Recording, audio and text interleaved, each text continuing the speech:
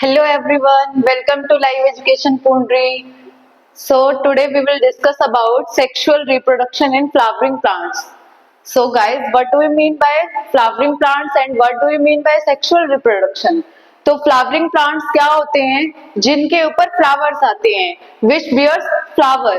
तो flower means to से इनको हम बोल सकते हैं ऐसे प्लांट्स जिनके ऊपर फ्लावर्स आते हैं और इनको दूसरे साइंटिफिक लैंग्वेज में बोला जाता है एंजियोस्पर्मा. तो एंजियोस्पर्म्स आपके क्या होते हैं, फ्लावरिंग प्लांट्स होते हैं. तो इनके अंदर हमें क्या पढ़नी है, सेक्सुअल रिप्रोडक्शन पढ़नी है. सेक्सुअल का मतलब क्या होता है, जिसके अंदर दो पेरेंट इन्वॉल्व होते हैं, मीन्स टू से male and female. Sexual reproduction in flowering plants मतलब कि जिसमें मेल फ्लावर आएगा और क्या आएगा, फीमेल फ्लावर, दोनों मिलकर के क्या करेंगे, आपकी सेक्सुअल रिप्रोडक्शन करेंगे और फिर क्या हो जाएगा, आपका प्लांट बनके रेडी. उसके बाद हम देखो, अगर हमें रिप्रोडक्शन करवानी है तो हमें किस किस की नीड होगी, एक मेल वाले पार्ट की और एक फीमेल वाले पार्ट की. तो सबसे पहले हम देखेंगे फ्लावर के अंदर मेल पार्ट और फीमेल पार्ट. उससे पहले हम थोड़ा सा और कुछ देख लेते हैं, फ्लावर के अंदर और क्या क्या चीजें होती हैं. तो फ्लावर के बारे में ही सब कुछ पढ़ेंगे, मतलब एक प्लांट की स्टडी करेंगे कि कैसे वो क्या करेगा, रिप्रोड्यूस करेगा. तो देखो सबसे पहले हम देख लेते हैं, ये है हमारे पास एक फ्लावर, ये है हमारे पास एक फ्लावर. तो फ्लावर देखो यहाँ पे, ऑल फ्लावरिंग प्लांट्स उनको क्या बोला जाता है, एंजियोस्पर्म. फ्लावरिंग प्लांट को क्या बोला जाता है, एंजियोस्पर्म. Show sexual reproduction. कौन सी रिप्रोडक्शन शो करते हैं, सेक्सुअल रिप्रोडक्शन. अभी हमारे पास एसेक्सुअल रिप्रोडक्शन भी होती है. तो एसेक्सुअल रिप्रोडक्शन में क्या होता है, सेक्सुअल रिप्रोडक्शन में तो दो पेरेंट्स इन्वॉल्व होते हैं और एसेक्सुअल रिप्रोडक्शन में एक ही पेरेंट होता है. सेक्सुअल रिप्रोडक्शन में दो पेरेंट इन्वॉल्व एंड एसेक्सुअल में एक ही पेरेंट. तो रिप्रोडक्शन टू टाइप की हो गई, एसेक्सुअल एंड सेक्सुअल. देखो इसने बोला है कि एंजियोस्पर्म्स जो होते हैं वो क्या करते हैं, सेक्सुअल रिप्रोडक्शन शो करते हैं. Flowers are the sites of sexual reproduction. Flower एक ऐसी जगह है जहां पे क्या होगी, सेक्सुअल रिप्रोडक्शन होगी. डन. आगे चलते हैं. आगे देखो, हमें सबसे पहले इसमें क्या करना है, हम कुछ इवेंट देखेंगे. कुछ इवेंट में हमारे सबसे पहले आ गया प्री फर्टिलाइजेशन इवेंट, मतलब फर्टिलाइजेशन से पहले वाले इवेंट. फिर आएगा हमारे पास फर्टिलाइजेशन वाला इवेंट. देन फिर आएगा पोस्ट फर्टिलाइजेशन इवेंट. तो सबसे पहले हम देखेंगे प्री फर्टिलाइजेशन इवेंट. उसके अंदर क्या क्या चीजें होंगी, स्ट्रक्चर्स होगा एंड इवेंट्स होंगे. स्ट्रक्चर किसका, स्ट्रक्चर फ्लावर का स्ट्रक्चर. तो फ्लावर का स्ट्रक्चर होगा और फिर उसके बाद उसके कुछ इवेंट्स होंगे. तो देखो इसके अंदर आगे आप पढ़ोगे, several hormonal and structural changes result in differentiation and development of the floral primordium. तो बहुत सारे अलग अलग हार्मोन और बहुत सारे अलग अलग स्ट्रक्चरल चेंजेस, मतलब फ्लावर के स्ट्रक्चर के अंदर चेंजेस, वो क्या करते हैं, वो डिवाइड होते रहते हैं. डिफरेंशिएशन मतलब कि अलग अलग होते हैं. तो बहुत सारे क्या होते हैं, हार्मोनल चेंजेस होते हैं फ्लावर के अंदर और बहुत सारे क्या होते हैं, स्ट्रक्चरल चेंजेस होते हैं. और फिर क्या होती है, डेवलपमेंट हो जाती है. किसकी डेवलपमेंट, फ्लावर प्रीमोर्डियम की. मतलब पूरा फ्लावर बनके रेडी हो जाता है. कब बनता है, जब क्या हो जाए, हार्मोनल चेंजेस हो जाए और क्या हो जाए, उसके अंदर स्ट्रक्चरल चेंजेस हो जाए. उसके बाद कह रहे हैं inflorescence bear the floral buds and then the flowers. सबसे पहले क्या होता है, जो इनफ्लोरेसेंस वाला पार्ट है आपका किसके अंदर, फ्लावर के अंदर, वो क्या उसके पास क्या होता है, फ्लोरल बर्ड्स होते हैं. फ्लोरल बर्ड में दिखा देती हूँ, ये रहा. तो ये आपका इनफ्लोरेसेंस, ये वाला पार्ट जिसके पास क्या है, फ्लावर का बर्ड है. उसके बाद ये बन के रेडी हो जाता है किसके अंदर, यही वाला बर्ड फर्दर डेवलप करके फ्लावर में चेंज हो जाता है. ओके. उसके बाद देखो, उसके बाद क्या है आपका, ये रहा, ये आपका जो फ्लोरल बर्ड है उसी के अंदर आपको सेपल्स देखने को मिलेंगे. कार्पल प्रीमोर्डियम बीच वाला पार्ट हो गया. स्टैमन प्रीमोर्डियम मतलब स्टैमन वाले पार्ट का जो ऊपर वाला पार्ट है. उसके बाद पेटल प्रीमोर्डियम जो पेटल वाला पार्ट है. तो ये सारे आपको फ्लोरल बर्ड के अंदर देखने को मिलेंगे. आगे चलते हैं. आगे हमारे पास इसके अंदर आ जाता है स्ट्रक्चर ऑफ अ फ्लावर. क्या आ जाता है, structure of a flower. Flower का स्ट्रक्चर. तो स्ट्रक्चर क्या होता है, मतलब कि फ्लावर के स्ट्रक्चर में दो पार्ट होते हैं. फ्लावर के स्ट्रक्चर में दो पार्ट होते हैं. दो पार्ट कौन कौन से दो पार्ट, एक तो होता है एंड्रोशियम और एक होता है गाइनोशियम. दो पार्ट होते हैं आपके फ्लावर के स्ट्रक्चर के अंदर, एक होता है एंड्रोशियम और एक होता है गाइनोशियम. उसके बाद देखते हैं हम कैसे कैसे होते हैं. देखो ये रहा आपका फ्लावर का स्ट्रक्चर. फ्लावर के स्ट्रक्चर में आपके पास यहाँ पे जो ये देखो ऊपर वाला ये फ्लावर, जब हम इसको खोल के देखते हैं तो फ्लावर के अंदर ये वाला जो पार्ट है, इस वाले पार्ट को क्या बोला जाएगा? एंड्रोशियम। क्या बोला जाएगा? एंड्रोशियम। ये वाला पार्ट आपका हो गया एंड्रोशियम। और ये तो आपके नॉर्मल पेटल्स हो गए, ये हो गए आपके सेपल। और फिर आपका ये जो वाला पार्ट है बीच में ग्रीन कलर का जो पार्ट आपको दिखाई दे रहा है उसको बोला जाएगा गाइनोशियम। और जो ये येलो कलर का पार्ट दिखाई दे रहा है इसको बोला जाएगा एंड्रोशियम। अभी मैम ये क्या होते हैं? हमारे फ्लावर के अंदर दो चीजें होती है, एक तो होता है पूरा स्टैमन और एक होता है पिस्टिल। स्टैमन होता है आपका मेल फ्लावर वाला पार्ट और पिस्टिल होता है आपका फीमेल वाला पार्ट। अभी जो बहुत सारे स्टैमन को इकट्ठा करके स्टडी करेंगे तो बोल दिया जाएगा एंड्रोशियम। और जब बहुत सारे पिस्टिल के बारे में पढ़ेंगे तो बोल दिया जाता है group of pistil, means to say gynoecium. Okay अभी देखो आगे आगे हम क्या देखते हैं, जो हमारा एंड्रोशियम है मीन्स टू से पूरा ये क्या है? स्टैमन है। इस स्टैमन के अंदर क्या है? ऊपर वाला पार्ट आपका एंथर है और जो ये डंडी से दिखाई दे रही है ना ग्रीन कलर की, ये आपकी क्या है? फिलामेंट है। तो आपका अगर हम क्या करें, हम एंथर को खोल करके देखें, एंथर को हमने खोल के देखा तो उसके अंदर हमें क्या मिलेगा? खोल करके कट सेक्शन करके उसका देखा हमने तो कट सेक्शन हमें क्या मिलेगा? उसके अंदर हमें पोलन ग्रेन मिलेंगे और हमें क्या मिलेगा? माइक्रोस्पोरेंजिया। पोलन ग्रेन मिलेंगे और क्या मिलेंगे? माइक्रोस्पोरेंजिया। और जो गाइनोशियम जो फीमेल वाला पार्ट है, मतलब ग्रुप ऑफ पिस्टिल है, ग्रुप ऑफ पिस्टिल है, उसके अंदर हमें क्या मिलेगा? उसके अंदर हमें ऊपर मिलेगी स्टिग्मा, फिर बीच में जो है पार्ट उसको कहेंगे स्टाइल, एंड देन लास्ट में आपको मिलेगी ओवरी। लास्ट में आपको क्या मिलेगी? ओवरी। अभी ओवरी के अंदर भी बहुत सारी चीजें, दो चीजें हैं, मतलब दो तो नहीं है, एक ही चीज है, उसी का एक और नाम है। ओवरी के अंदर क्या है? ओव्यूल्स है, मीन्स टू से मेगा स्पोरेंजिया है। ओके चलो अभी चलते हैं आगे। देखो आगे हमारे पास ये था आपका बेसिक स्ट्रक्चर ऑफ फ्लावर।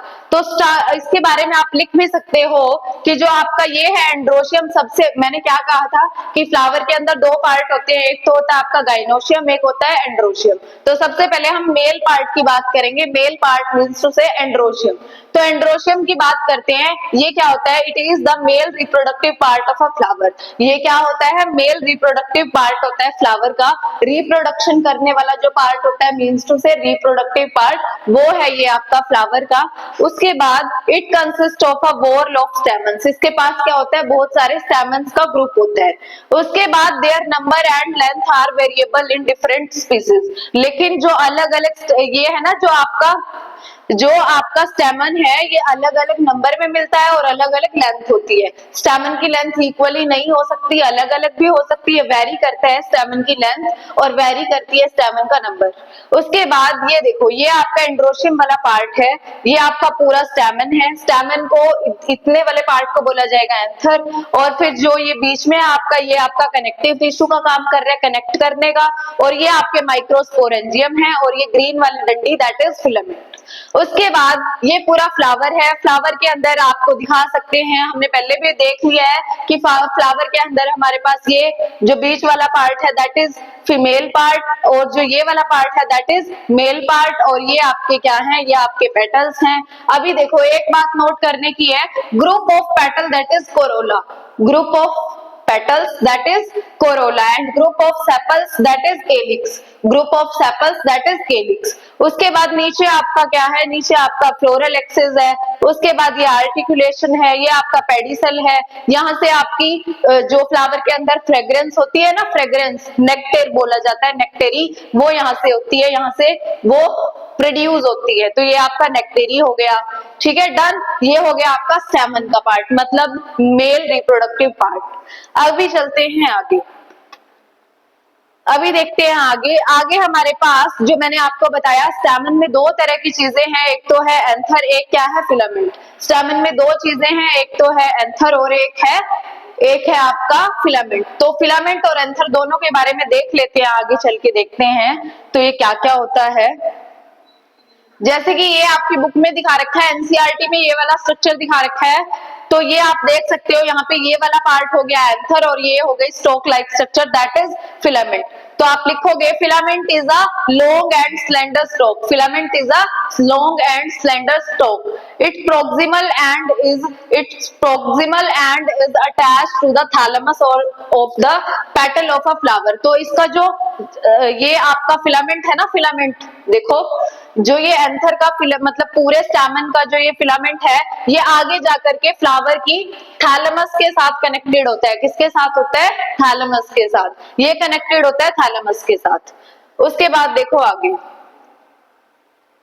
आगे चलते हैं, आगे हम देख लेंगे टर्मिनल एंड टिपिकली बाइलोब्ड, और जो आपका फिर आगे आ गया हमारे पास स्ट्रक्चर ऑफ एंथर। आगे ये तो हमने पढ़ लिया फिलामेंट, फिलामेंट कैसा है, स्टोक लाइक स्ट्रक्चर है और ये कनेक्टेड होता है आपका थैलेमस के साथ।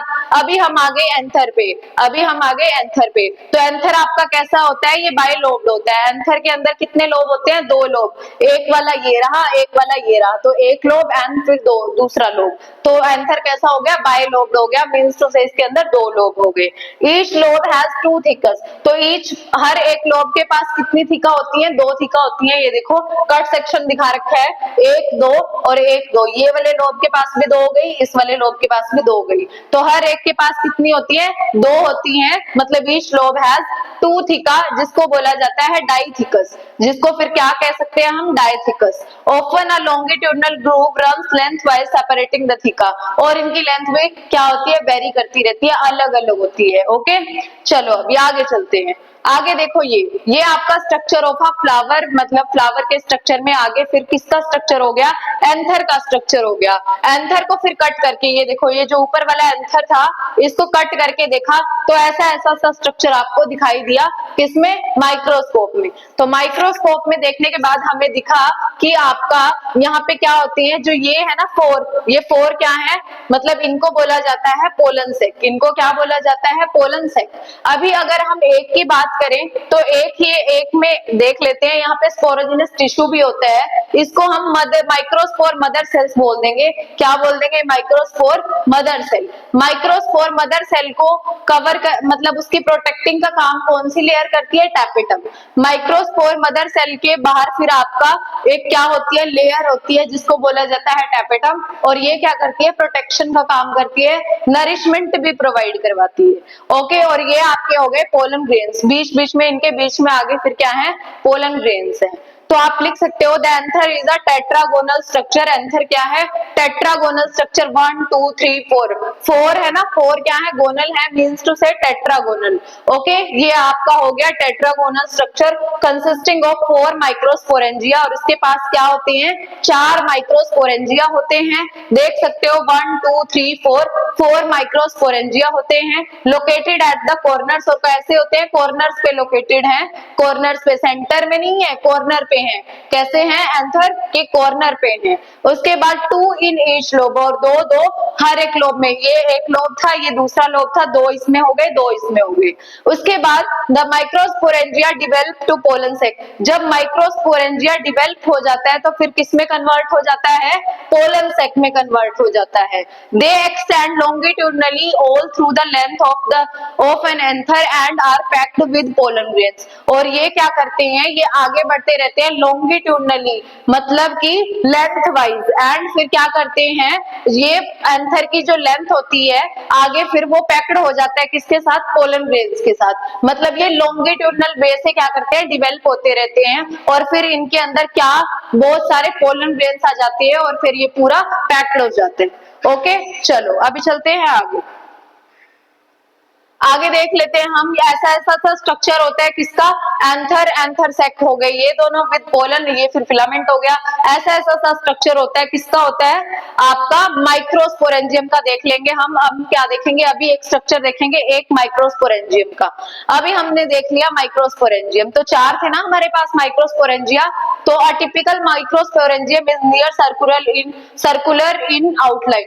तो आपका माइक्रोस्पोरेंजियम कैसा होता है? सर्कुलर होता है, गोल गोल होता है। ओके, उसकी शेप कैसी होती है? सर्कुलर। अभी इसके पास मैंने आपको दिखाया था, पीछे देख सकते हो, जैसे कि ये एक माइक्रोस्पोरेंजिया एक है ना, इसके बाहर लेयर्स होती हैं, तो वो लेयर्स दिखा रखी हैं। देखो ये एक माइक्रोस्पोरेंजियम हम ले लेंगे यहाँ से, ये स्पोरोजिनस टिश्यू है बीच में, ठीक है। स्पोरोजिनस टिश्यू मीन्स टू से माइक्रोस्पोर मदर सेल। अभी फिर उसके बाहर जो लेयर थी वो टैपेटम वो दिखा रखी थी, अभी इसको और खोल के दिखाएंगे और ओपन करके दिखाएंगे। यहाँ से दिखा दिया ओपन करके, तो आप देखोगे जो इनर मोस्ट लेयर है वो क्या ये बीच में तो आपका microspore mother cell means to say sporogenous tissue, फिर आपकी इनर मोस्ट लेयर है जो वो क्या होगी टैपेटम, और फिर मिडल लेयर फिर आपकी आउटर मोस्ट हो गई एंडोथीशियम, आउटर मोस्ट आपकी एपिडर्मिस, और फिर ये होगी आपकी एंडोथीशियम। चार लेयर्स है, कौन कौन सी है, tapetum, middle layer, endothecium and epidermis, ये आपकी लेयर हो गई। आप देख लोगे it is surrounded by 4 layers, epidermis, endothecium, middle layers and tapetum. The outer 3 layers give protection, जो बाहर वाली 3 लेयर है वो क्या करेंगी, वो प्रोटेक्शन देंगी। उसके बाद help in dehiscence of anther to release the pollen। अभी ये डेहिसेंस वर्ड आपको समझ में नहीं आ रहा होगा तो इसको ध्यान से देखो, मतलब कि जो ये तीनों लेयर है ये हेल्प करेंगी, किसकी हेल्प करेंगी, एंथर की हेल्प करेंगी। डेहिसेंस का मतलब होता है फटना, जब एंथर क्या हो जाएगा फुल्ली मैच्योर हो जाएगा तो वो फटने को हो जाएगा और फिर उससे क्या होंगे, उससे पोलन ग्रेन रिलीज हो जाएंगे। तो पोलन ग्रेन के रिलीजन में हेल्प करेंगे आपकी ये तीनों लेयर्स, किसकी हेल्प करेंगी, एंथर की। चलो डन। अभी देखते हैं आगे है हमारे पास स्ट्रक्चर ऑफ अ फ्लावर में माइक्रोस्पोरेंजियम का स्ट्रक्चर। तो मैं वही दिखा रही हूँ आपको, मैंने लेयर्स बता दिए हैं, अभी लेयर्स के और ज्यादा काम है वो देख लेते हैं। जो आपकी टैपेटम है, टैपेटम कौन सी लेयर है, इनर मोस्ट लेयर। मैं पहले भी बता चुकी हूँ कौन सी लेयर है, इनर मोस्ट लेयर है, जो क्या करेगी, नरिश करेगी, किसको नरिश करेगी, जो डिवेल्प हो रही है ना पोलन ग्रेन्स। डिवेलपिंग मीन्स तो से जो अभी डिवेल्प नहीं हुए हैं, मतलब प्रोग्रेस कर रहे हैं, तो धीरे धीरे डिवेल्प हो रहे हैं जो पोलन ग्रेन्स, उनको नरिश करने का काम करेगी टैपेटम लेयर। तो टैपेटम का फंक्शन पूछा जाता है तो आप बताओगे कि नरिशमेंट का फंक्शन होता है। तो आगे cells of the tapetum contain dense cytoplasm. जो टैपेटम की सेल है उनके पास क्या होता है, साइटोप्लाज्म होता है, कौन से वाला, डेंस। उसके बाद and generally have more than 1 nucleus, और सेल ऑफ टैपेटम के पास एक से ज्यादा क्या होते हैं, न्यूक्लियस होते हैं। उसके बाद चलते हैं आगे। इन यंग एंथर, जब एंथर क्या हो जाता है, मैच्योर हो जाता है, each microsporangium has sporogenous tissue, और फिर उसके पास क्या होती है, स्पोरोजिनस टिश्यू होती है हर एक माइक्रोस्पोरेंजियम के पास। एट सेंटर, कहां पर, सेंटर में। It consist of compactly arrange homogenous diploid cells, sporogenous cells. उसके पास क्या होती है, स्पोरोजिनस टिश्यू। अभी आपको पता है सेल से मिलकर टिश्यू बना है, तो ऑब्वियस सी बात है सेल्स तो होंगी ना, तो कौन सी होंगी, वो भी स्पोरोजिनस सेल होंगी। डन। आज के लिए इतना ही, बाकी करते हैं नेक्स्ट वीडियो में। Okay, bye bye.